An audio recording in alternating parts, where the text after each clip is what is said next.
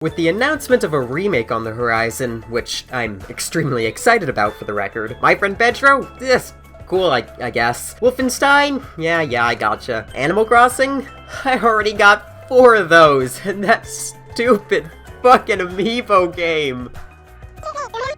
That's all cool and such, but a remake of Battle for Bikini Bottom? Real shit. I had been hoping for this for years, but by the time I saw that a fan project was going on to remake the game, I had pretty much lost all hope for an official remake ever happening. A fan project that was announced before the official remake, but coincidentally had the same title. I'm not gonna be a stupid conspiracy theorist, but I just thought it was kind of funny. Regardless, this game is a bit of a special case. SpongeBob games are, for the most part, infamous for being hot trash, as many licensed games are. However, Battle for Bikini Bottom stands out for not just being a good game, but being a fantastic game. This isn't just a licensed game that happened to be good. I can go in depth and specifically explain what makes this game so amazing, not just as a 3D platformer, but as a licensed game as well. And surprise! That's exactly what I'm gonna do! First off, this game isn't just some generic 3D platformer that's coded in SpongeBob paint. This is a SpongeBob game through and through. A licensed game fails when you could take the game, take anything licensed out of it, replace it with original stuff, and still more or less have the same experience, in my opinion. Without anything related to SpongeBob in this game, you simply wouldn't have a game anymore. This isn't a game with SpongeBob in it. It's a SpongeBob game. Even when you first start the game, being introduced to the SpongeBob theme song over the main menu is a treat to the ears. The story is simple. Plankton wants to steal the Krabby Patty secret formula, so he decides that the best way to go about doing that is to make a deadly robot army, but whoopsies! He forgets to throw the obey switch, and they quickly turn against him, overthrowing the chum bucket and wreaking havoc across the town. Meanwhile, SpongeBob and Patrick think that the robot invasion is their fault because while they were playing robots and racehorses, everyone's favorite game, another perfect day playing robots and racehorses. Yeah. They put a robot figure into a magic conch shell in the hopes that it'll turn real. It's not just any shell. It's my magic wishing shell. The story is stupid and simple. Perfect for a SpongeBob game. I'd also like to take a moment to mention that the writing in this game is hilarious. Even in the intro cutscene, they're cracking jokes that still manage to make me laugh despite how many times I've played this game. More than I'd like to admit. But Patrick, aren't we going to say the magic wishing words? You already did! So, okay is the magic wishing word? It used to be Alakazama Alabala Wiesna Tikitana Fushbar Griddle Bits von Wiederschnauzer, but I kept forgetting it. Last week I only had one big cookie crumb and I was really hungry, so I put my cookie crumb in the magic wishing shell, then I said the magic wishing word and shook it, and in the morning I had lots of little cookie crumbs! The game has plenty of iconic characters from the show. You of course have the main cast, but then you also have plenty of supporting characters. Mrs. Puff, Larry the Lobster, Bubble Buddy, they're all well written and in character. They even have all their voice actors from the show, minus Clancy Brown and Ernest Boydneen.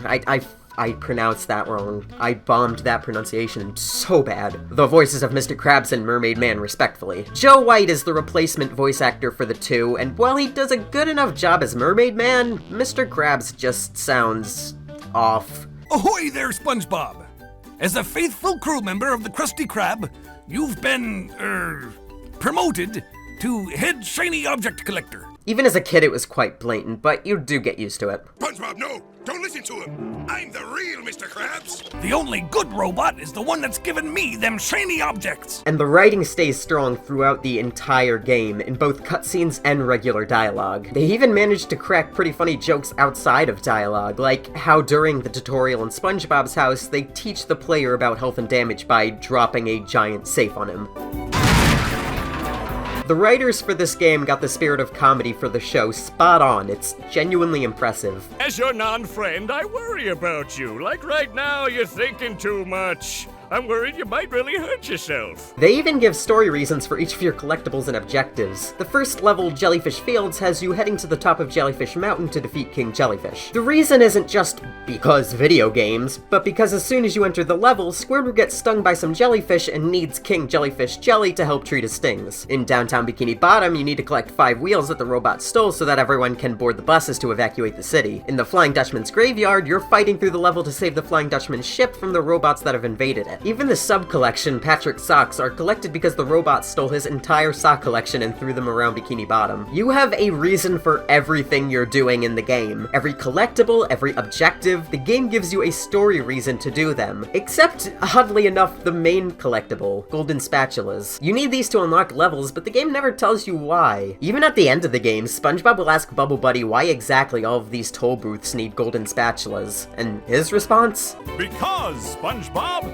Well, can't argue with that. Also, speaking of levels, they're fantastic. Not only are they all locations from the show, but they're also accurate to their representation in the show. First off, the progression of the levels is mostly non-linear. You access them all through this hub area, which is split into 3/3, each housing 3 levels. If you've completed enough of certain levels, you could even completely avoid a couple levels if you wanted to. Now, obviously they had to take some creative liberties, because you can't really take the wide open plain fields of Jellyfish Fields and turn it into a good 3D platforming level. But regardless, the level still feels right. They just took the plain open fields and plopped a mountain on it, which kinda makes sense. Downtown Bikini Bottom, Goo Lagoon, Kelp Forest, they all feel right. They even made some great work out of the less explored areas of the show. Remember Rock Bottom? It was featured in one episode of SpongeBob and never really ventured further than the bus station. They made an entire level out of it, and it feels like it's right out of the show. Jagged cliffs, weirdly shaped buildings, they took what little information they had on Rock Bottom and made an entirely convincing level out of it. They took the episode where SpongeBob goes hopping about his friend's dreams and turned that into a level as well. It has a general platforming hub, but you can go into Sandy, Squidward's, Mr. Krabs, and Patrick's dreams, each housing their own challenges. Sandy's dream is a giant sliding level, all taking place far above Texas. I could smell the homophobia from up here. A lot of the obstacles are just trucks full of shit,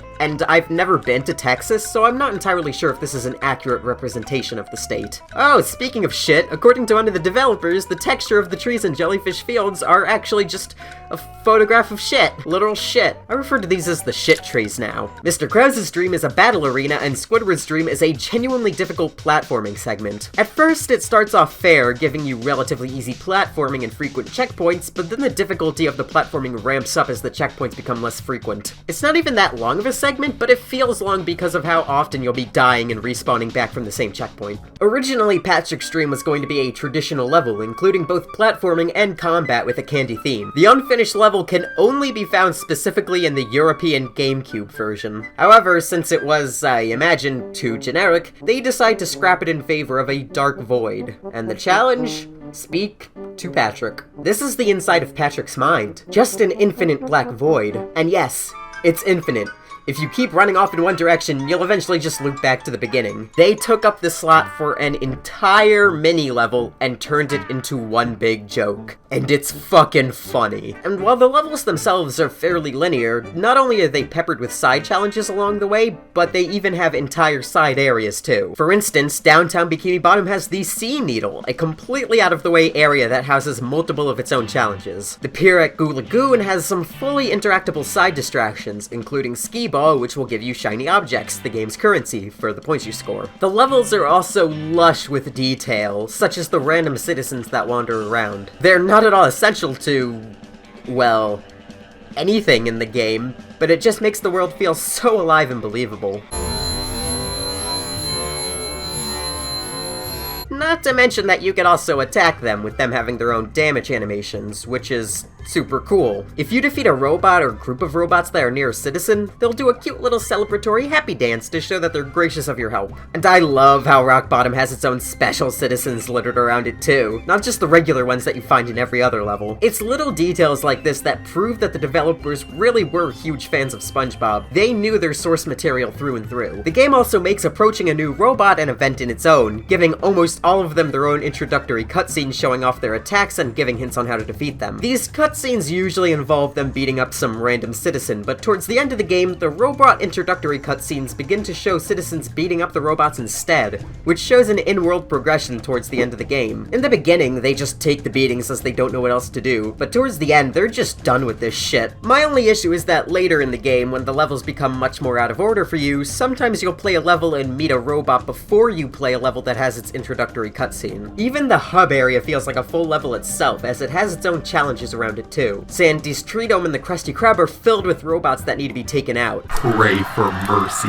mortals. And each third of the hub world will also give you a platforming challenge to get a health boost. Otherwise seemingly useless buildings will give you extra stuff just for playing around in them, such as Squidward's house. If you go out of your way to destroy all of his furniture, the game will reward you with a golden spatula. The game doesn't even instruct you to do this, aside from Squidward vaguely hinting at it. Just jump around like an idiot.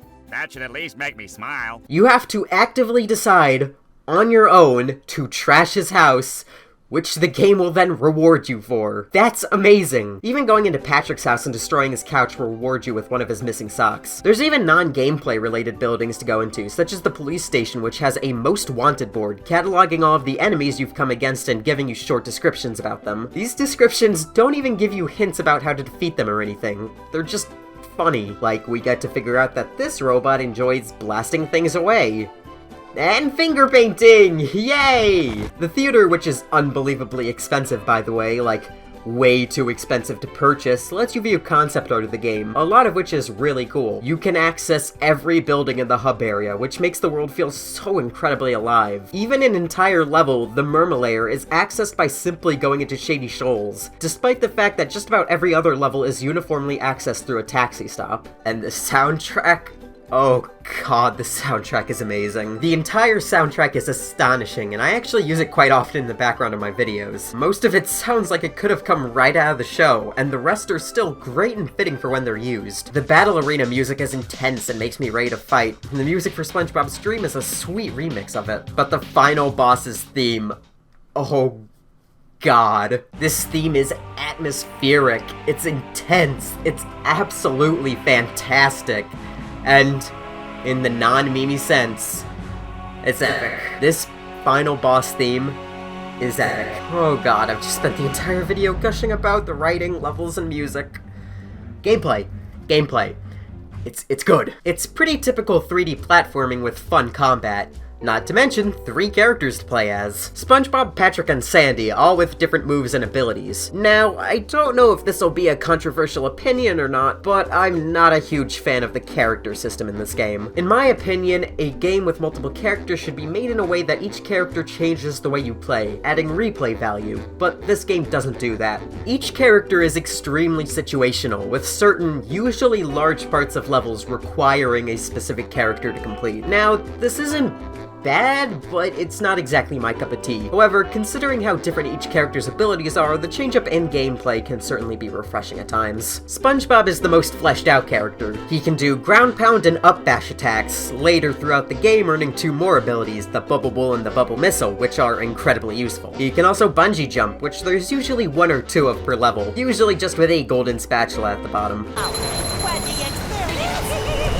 He also has the only attack that covers him from all bases. Full circle, 360, spinny spin, spin attack. Ain't me coming up from behind? Yeah, no worries, he got that. He's also the only character who can utilize the Sponge Ball, a pickup that turns SpongeBob into a ball, as the name may or may not suggest, giving him rolly physics. 3, 2, 1, go!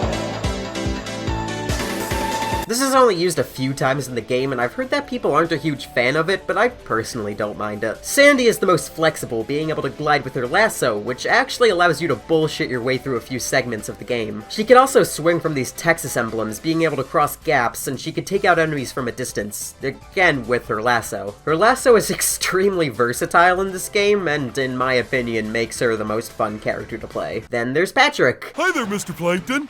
Are you going to vaporize me today? So very tempting. What can he do? He can pick up and throw things.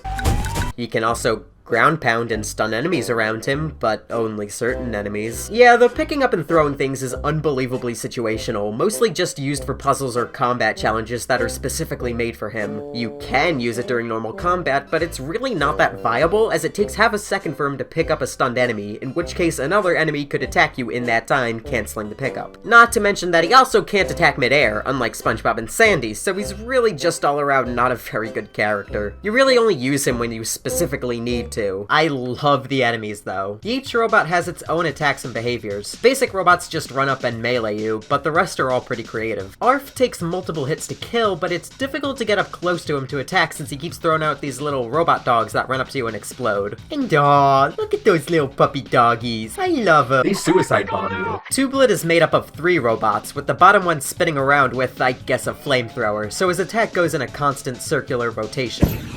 However, if you knock out the bottom one, it'll temporarily stop attacking as the top one quickly starts to make another bottom one. However, if you then destroy the top one, the middle one will be destroyed too, leaving you not even needing to worry about the middle one. Slick has a protective shield that will damage you if you touch it, so you need to go in for a ranged attack of some kind. Sleepy Time will instantly attack you if you wake it up by going within a certain radius of it. It also subconsciously deflects Bubble Will attacks, so you might need to sneak up on it, but only Spongebob can sneak. These robots all force you to take them on in a different way each, unless you have the bubble missile, unfortunately, as you can just use that to wipe out any of them. Like I said, the bubble missile is incredibly useful, even kinda game-breaking. Something I noticed while playing is that certain game objects don't uniformly work the same way across all levels. For instance, you can activate these buttons with a bubble missile, but not this button. This does make for a bit of a confusion, but it's something I likely wouldn't have noticed had I not been spending the last 2 years reviewing video games. Making these reviews has seriously sharpened my eye when looking out for little things like this. The boss battles are also pretty great. There's 3 bosses along with 3 mini-bosses, so in case you can't do simple mathematics, that's like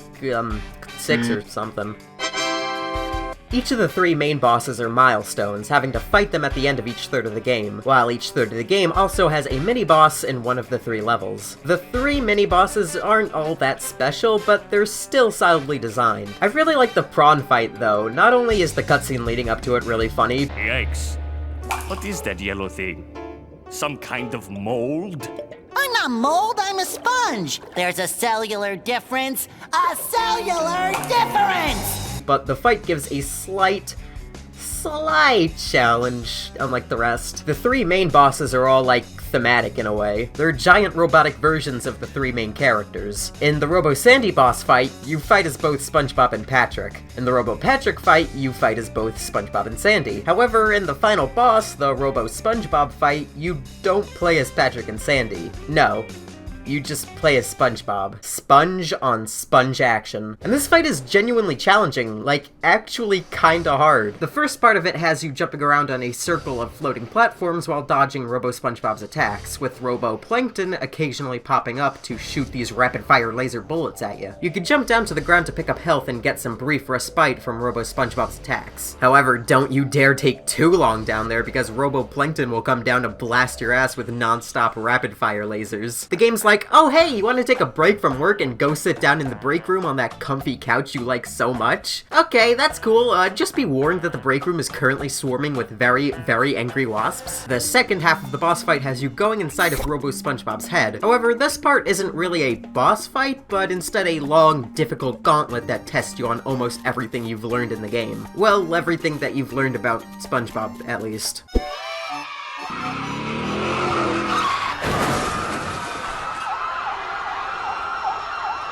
Fun fact, when you finish the first half of the fight, Robo-SpongeBob takes out his muscle arms, a direct reference to an episode of the show. However, there's a cut segment of the fight where you'd play as Patrick throwing stuff at the muscle arms. It's even still partially playable by modding it in. Anyways, back to the gauntlet of buttfuck. You have to fight your way through multiple platforms of enemies, having to use SpongeBob's abilities in certain ways to progress. Every time you take out all the robots in one section, Robo-Plankton shows up again to start shooting you with his rapid-fire lasers. Once he takes a break from shooting you, you have to hit him with a cruise bubble. However, whenever you're given the chance to do so, he keeps on moving randomly to the left or right, which can seriously trip you up. It tripped me up a lot, but maybe I'm just bad at video game. And a friendly reminder that this entire gauntlet does not give you a single health pickup or checkpoint. Yeah, those silly little things that are littered across the rest of the game, holding your hand the entire way through. yeah, those just don't exist anymore. You have to do this all in one run without dying, so good luck, buddy. The final part has you attacking Robo SpongeBob's brain directly, sending bubble missiles through these tight, windy pipes to hit 3 weak spots. Once you do that, it's all over. Robo SpongeBob falls and you're crowned victorious. You play the ending cutscene and then you're given access to the Spongeball Arena while the credits scroll. These boss battles are great, the final boss is amazing, and the 3 mini-bosses are pretty neat too, if not a little bit easy. Just a little, maybe just a tad bit. Also, I'm so sick of saying Robo at this point. It's really starting to get on my fucking Robo nerves. How about the difficulty? You know, what kind of fight is Battle for Bikini Bottom gonna make you put up to save Plankton's poor spoons? They just showed up out of nowhere and started calling me rude names and throwing things. They even bent all my spoons. I love those spoons like they were my children. Now, I know this might be a little bit of a shocker, but the Spongebob Squarepants video game that was made for PlayStation 2, Xbox, and GameCube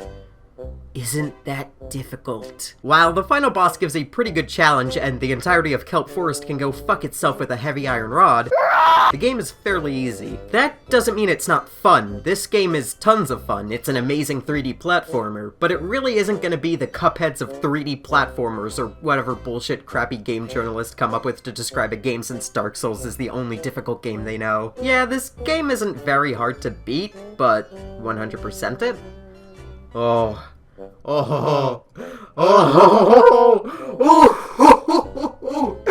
Lord, save me from damnation! Yeah, if you want a fair challenge from this game, go ahead and 100% it. There are some fairly challenging golden spatulas to get, and getting all of Patrick's missing socks will take you a good while unless you just look up a guide. But even then, online guides aren't that great of a help since a lot of them are either unfinished or just have the most broken English and poor directions, specifically handcrafted by Satan himself to confuse you. The castle entrance area will have an open den with a sock in it. To get this, B. Patrick hand dries the water, climb up the walls and wait for the water to be at its most. On top of large fan, when you just enter the rooftops, go to the building you came from Ziotind area and look for a bus stop. Be SpongeBob and press the switch for a trampoline. Keep getting everything and as you jump go to the red shiny objects on the fan.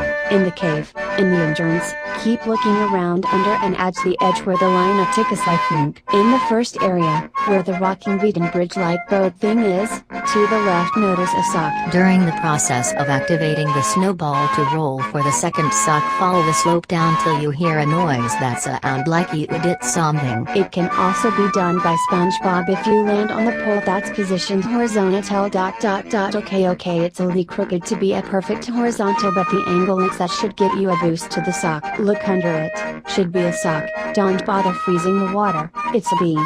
TCH trying it under the time, so just use the platform and do a small jump to get it before dying. In other words, don't bother fearing if you will die in the process. If you follow it, you will end up in a hidden cave where the sock will be. Sorry, I mixed this ones with the Toon Slopes crisscross cave. Get the freezy fruit and walk up to it and...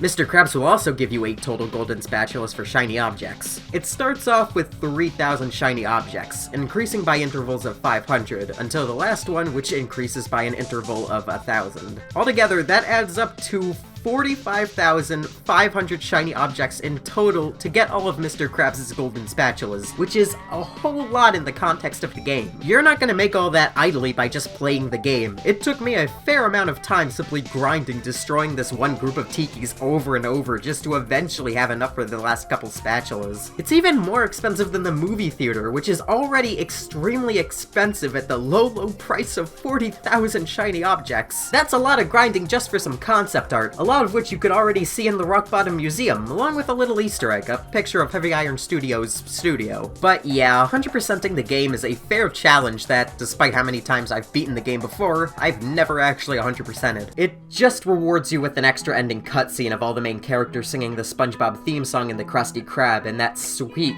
100% on your save file, but it was worth it for me. But what about when you're good and done with the game and want to squeeze some extra enjoyment out of it? Well, it's time to try out some glitch glitches and exploits, as this game has plenty of them. Believe it or not, this game has an active speedrunning community, and some of these runs are like witchcraft to me. Shift, who's a Battle for Bikini Bottom speedrunner, has his entire channel dedicated to this game and speedrunning it, and seeing him take my childhood game and make it his bitch is truly a sight to behold. So I decided to go ahead and try some of these speedrunning glitches for myself, since he has a series of videos where he very clearly explains how to do them with amazing details. First, I decided to try out this glitch that'll let you skip the Robo-Patrick fight. Something notable about the Spongeball pickup is that when you touch it, it'll only activate after whatever action you're doing finishes. Included in this is the little animation that plays from landing after a double jump. So if you double jump onto a Spongeball and then keep on double jumping away without moving on the ground, you can take the Spongeball just about wherever you like, including on top of the police station, which can then be used to bounce off this ledge, over this hill, and onto the jump bucket. I didn't really properly do this since I was trying these exploits on my 100% save file, meaning that this third of the game was already open for me, but it would have worked had I not already opened up the area. One glitch that's needed for almost every other one is disabling the bounds, which can be done by going right out of bounds next to a taxi stop so that the hand will grab you and drag you right into the taxi stop. The prompt to enter the level will pop up, select yes, then go back and do it again, causing the hand to drag you into the level. At this point, the bounds are broken, and the game is opened up much more. Nope! First, I decided to go around and mess with what I could do out of bounds. I learned that the second part of downtown Bikini Bottom, up on the roofs, you can jump down and explore the unfinished version of downtown. However, there's a kill barrier just above the ground, but you can still explore the ground layer if you're willing to do some parkour around the toppled buildings and ledges with Sandy. The kill barrier only covers the areas that you'd normally be in bounds, so if you jump just out of that, you can go over and explore the Sea Needle. This building here is partway sunken into the ground, and yes, you can go inside of it. I can explain. Oddly enough, the Sea Needle does have collisions on it, despite the fact that you normally never get to go to it while playing normally. I decided to keep running in one direction away from the city, eventually reaching the edge of the world as we know it. Oh, so this is the evidence that flat earthers are always talking about, hidden away by NASA in a cult classic licensed PS2 game. Ah, I'm so glad to finally see it. Now we can finally take down those globe heads. I also found out that you can go underneath Texas in Sandy's dream. By the way, I was laughing and squealing like a giddy child the whole while I was doing these exploits. Exploring your favorite childhood games in an all-new way does that to you. Oh, you have a job with a stable income and manageable mental health with a good outlook on the rest of your life. Well, I bet you haven't gotten underneath Texas in SpongeBob Battle for Bikini Bottom, so fuck you, Frankie. Or maybe Frankie. After that, I went ahead and tried one of the most useful speedrunning exploits: cruise boosts. It involves using a cruise bubble and a bubble bowl in the exact same frame when moving against a flat wall. The result is giving SpongeBob a strange consistent slide forward, which paired up with moving forward can result in some crazy fast speeds. Like, look how fast this fucker books it. It may not be too noticeable on its own, but paired up with footage of him running at normal speeds, the difference is quite apparent. I can't get it anywhere close to the speed that some of these speedrunners can, but it's still damn satisfying regardless. Next up is the Bubble Bash slide that can be done in a couple points in the game. I tested it in this spot at Goo Lagoon, and it involves this super specific and accurate set of maneuvers to get right. If you do it correctly, SpongeBob will start floating and sliding away. The goal for this specific spot is to get SpongeBob to land on this island, which is normally only accessible by getting to the very end of the level. However, my spacing must have been off or something, because I missed the island by just a little bit and just kept going through the mountains and far away from the level. If you want to try out any of these fancy little tricks yourself, I'd suggest going over to Swift's channel where I learned them, link in the description, as well as a link to his tutorial playlist. This guy's amazing at explaining these exploits and definitely deserves more traction to his channel, considering how dedicated he is to this extremely specific and obscure niche. But yeah, that's Battle for Bikini Bottom in a bit bigger than that of a nutshell. The game is absolutely fantastic, and I really hope that I managed to cover everything that was worth noting. I loved making this video. This game is one of my all-time favorites, and I've been wanting to make a video on it for quite a while now, even before my first ever review video. And god damn am I happy I waited this long. I looked over the original script I began drafting up numerous years ago, and it's terrible. The video would have been shit. Go play it, goddammit, or just wait for the remake when it eventually comes out, assuming that it doesn't end up being a shitty cash grab. I'm counting on you, Purple Lamp Studios. Don't let us down. Please. This game is our one and only shot in an official remake. I want it to be good. Anyways, that was the video. Thank you for watching. If you liked it, like, comment, subscribe. Fuck. Okay, bye.